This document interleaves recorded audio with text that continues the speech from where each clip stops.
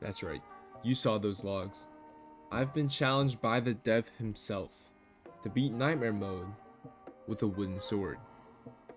Now, this might be my hardest challenge yet, especially because Nightmare Mode gives the enemies armor, which means I can't deal HP damage until that armor is broken. Unless there was a banner that could make that possible.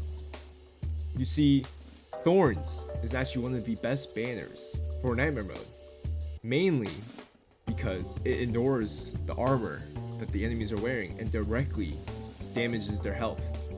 This makes killing enemies that have high HP, such as the Giants in Kingslayer, much easier. Now that I have a solution to dealing damage to enemies, what about my health? You see, I'm not allowed to wear armor for this challenge. What does that mean?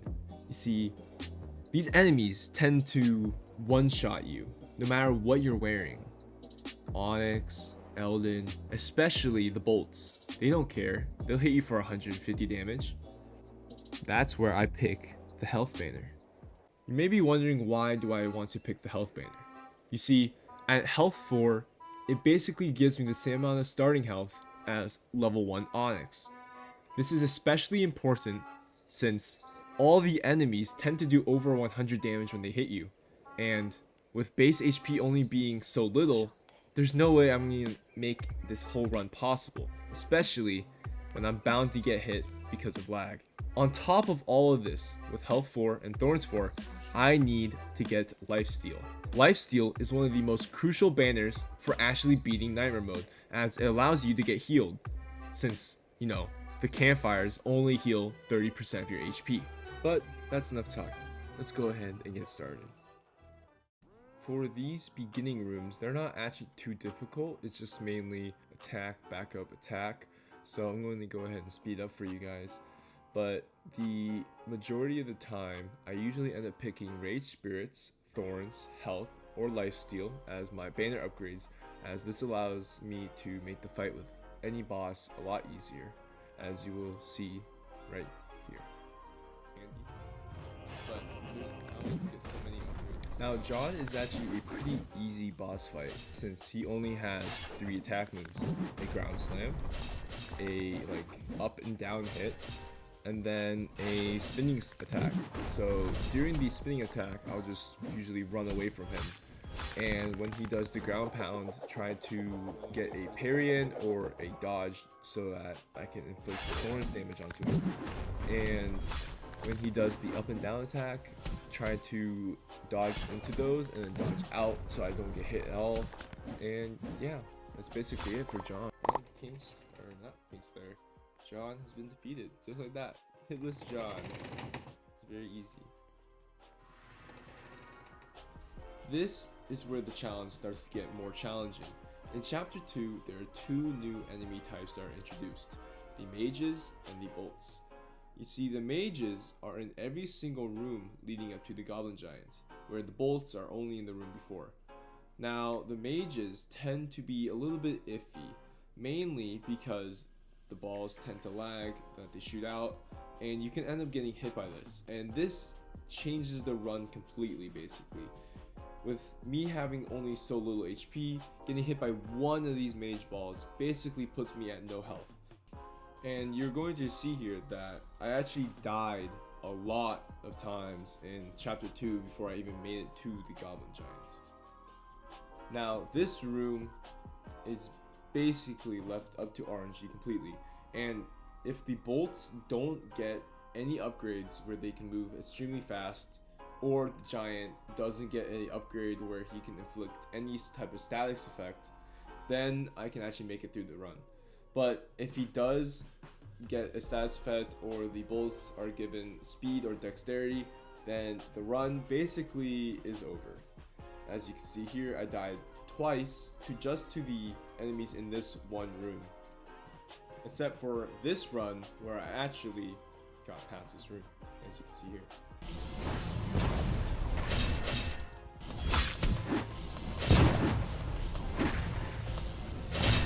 Oh my goodness, these bolts, they both have high decks. Just keep spamming the dashes.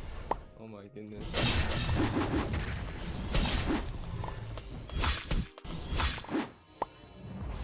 Scary.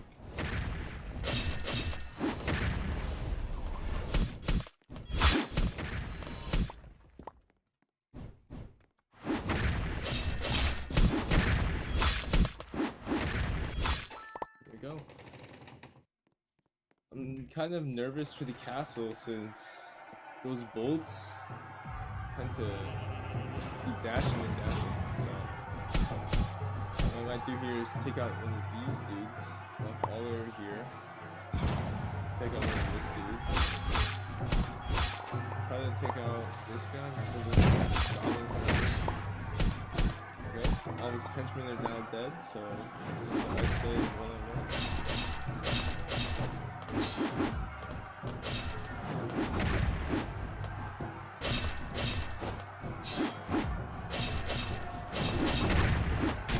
What? How did I get hit by that?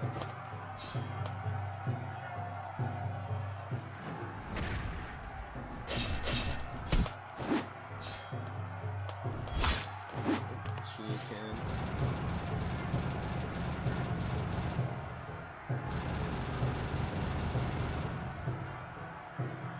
Just going back in here. What? There's no way I get hit by that. I'm dead. No way. Now, me getting hit by this attack from the Goblin Giant, I think is complete BS, as I clearly dodged through his attack, and you literally see the thorns get inflicted, but then I still get hit just because I'm in the area circle. Now, I definitely think that this challenge in the general is possible, assuming you get the perfect upgrades, but I don't think that I can actually do this challenge, especially with the fact that you had to go through 8 rooms in the castle and they are bolt infested with mages. On top of that, they have giants. I don't think I can do this alone. Now if I have someone else help me get through the rooms, I think I could beat Kingslayer by myself. So yeah, well, thank you for watching at me attempt to do this challenge. Maybe I'll revisit this in the future, but yeah, thank you for watching.